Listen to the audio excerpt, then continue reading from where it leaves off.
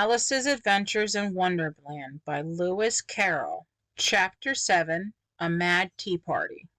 There was a table set out under a tree in front of the house, and the March Hare and the Hatter were having tea at it. A dormouse was sitting between them, fast asleep, and the other two were using it as a cushion, resting their elbows on it and talking over its head. Very uncomfortable for the dormouse, thought Alice. Only as it's asleep, I suppose it doesn't mind. The table was a large one, but the three were all crowded together at one corner of it. "No room! No room!" they cried out when they saw Alice coming. "There's plenty of room," said Alice indignantly, and she sat down in a large armchair at one end of the table. "Have some wine," the March Hare said in an encouraging tone. Alice looked all round the table, but there was nothing on it but tea. "I don't see any wine," she remarked. "There isn't any," said the March Hare. "Then it wasn't very civil of you to offer it," said Alice angrily. "It wasn't very civil of you to sit down without being invited," said the March Hare.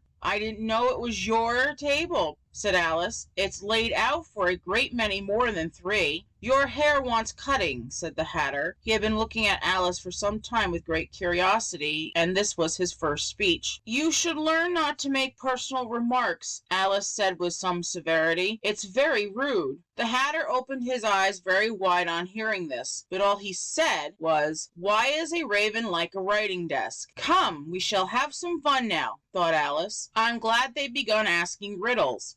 I believe I can guess that," she added aloud. "Do you mean you think you can find out the answer to it?" said the March Hare. "Exactly so," said Alice. "Then you should say what you mean," the March Hare went on. "I do," Alice hastily replied. At least I mean what I say. That's the same thing, you know." "Not the same thing a bit," said the Hatter. "You might just as well say that I see what I eat is the same thing as I eat what I see." "You might just as well say," added the March Hare, "that I like what I get is the same thing as I get what I like." "You might just as well say," added the Dormouse, who seemed to be talking in his sleep, "that I breathe when I sleep is the same thing as I sleep when I breathe." "It is the same thing with you," said the Hatter, and here the conversation dropped, and the party sat silent for a minute while Alice thought over all she could remember about ravens and writing desks, which wasn't much. The Hatter was the first to break the silence. "What day of the month is it?" he said, turning to Alice. He had taken his watch out of his pocket and was looking at it uneasily, shaking it every now and then and holding it to his ear. Alice considered a little and then said, "The 4th. 2 days wrong," sighed the Hatter. "I told you butter wouldn't suit the works," he added, looking angrily at the March Hare. "It was the best butter," the March Hare meekly replied. "Yes, but some crumbs must have got in as well," the Hatter grumbled. "You shouldn't have put it in with the bread knife." The March Hare took the watch and looked at it gloomily. Then he dipped it in his cup of tea and looked at it again. But he could think of nothing better to say than his first remark. "It was the best butter, you know." Alice had been looking over his shoulder with some curiosity. "What a funny watch," she remarked. "It tells the day of the month and doesn't tell what o'clock it is." "Why should it?" muttered the Hatter. "Does your watch tell you what year it is?" "Of course not," Alice replied readily, "but that's because it says the same year for such a long time together." "Which is just the case with mine," said the Hatter. Alice felt dreadfully puzzled. The Hatter's remark seemed to have no sort of meaning in it, and yet it was certainly English. "I don't quite understand you," she said as politely as she could. "The Dormouse is asleep again," said the Hatter, and he poured a little hot tea upon its nose. The Dormouse shook its head impatiently and said without opening his eyes, of course,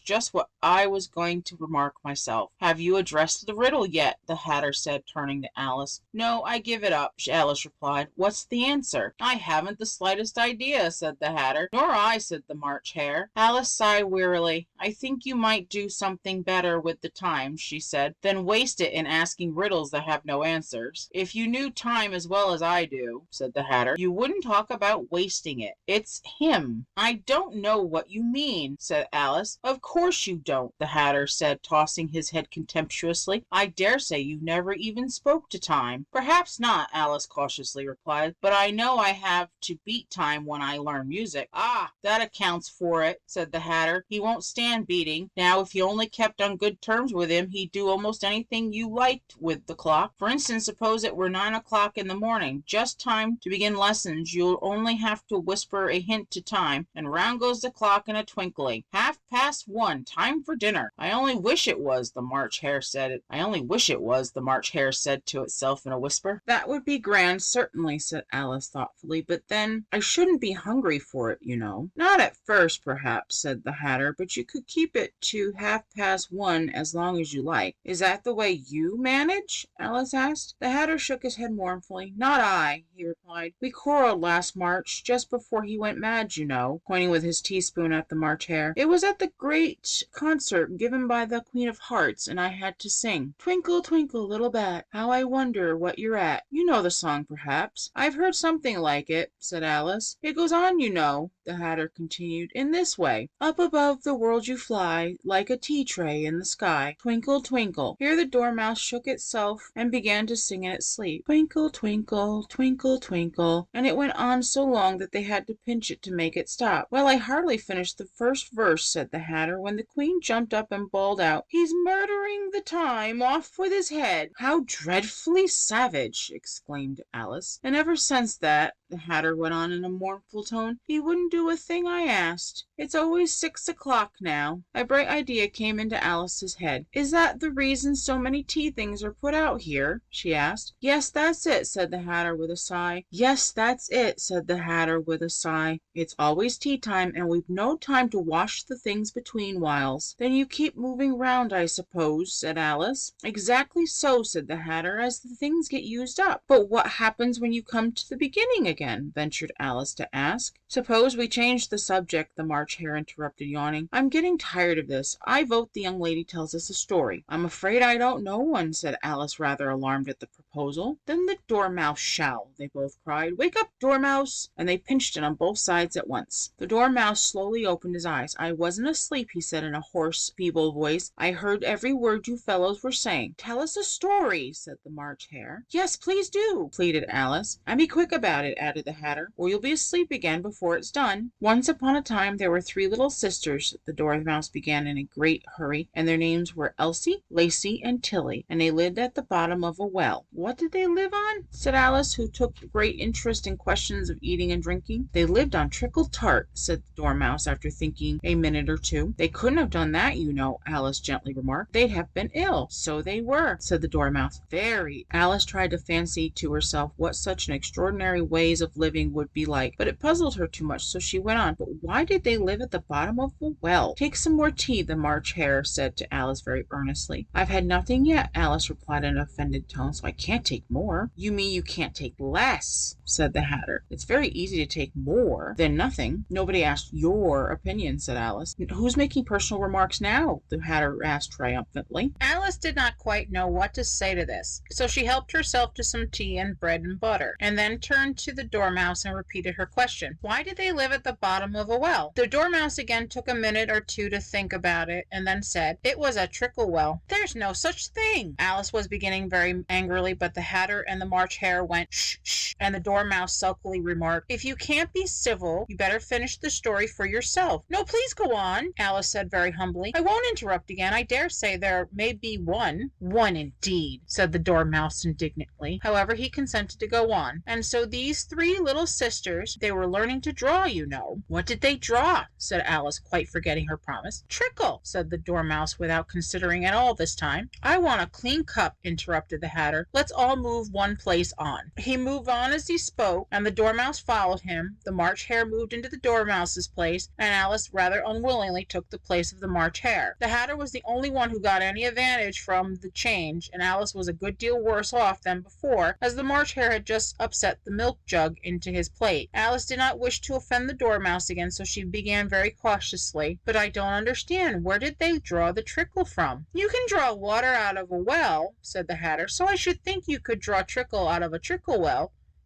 Stupid. But they were in the well, Alice said to the Dormouse, not choosing to notice this last remark. Of course they were, said the Dormouse. Well in. This answer so confused poor Alice that she let the Dormouse go on for some time without interrupting it. They were learning to draw, the Dormouse went on, yawning and rubbing its eyes, for it was getting very sleepy. And they drew all manner of things. Everything was beginning with an M.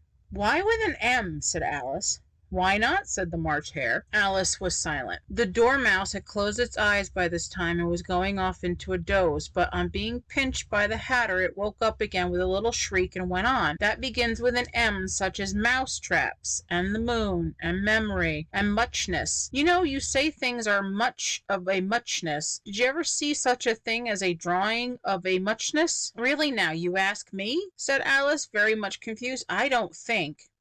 "Then you shouldn't talk," said the Hatter. This piece of rudeness was more than Alice could bear. She got up in great disgust and walked off. The Dormouse fell asleep instantly, and neither of the others took the least notice of her going, though she looked back once or twice, half hoping that they would call after her. The last time she saw them they were trying to put the Dormouse into the teapot. "At any rate, I'll never go there again," said Alice as she picked her way through the woods. "It was the stupidest tea party I ever was at in all my life." Just as she said this, she noticed that one of the trees had a door leading right into it. "That's very curious," she thought, "but everything's curious today. I think I may as well go in at once." And in she went. Once more she found herself in the long hall and close to the little glass table. "Now I'll manage better this time," she said to herself, and began by taking the little golden key and unlocking the door that led into the garden. Then she went to work nibbling at the mushrooms. She had kept a piece of it in her pocket till she was about a foot high. Then she walked down a little passage, and then she found herself at last in the beautiful garden, among the bright flower beds and the cool fountains.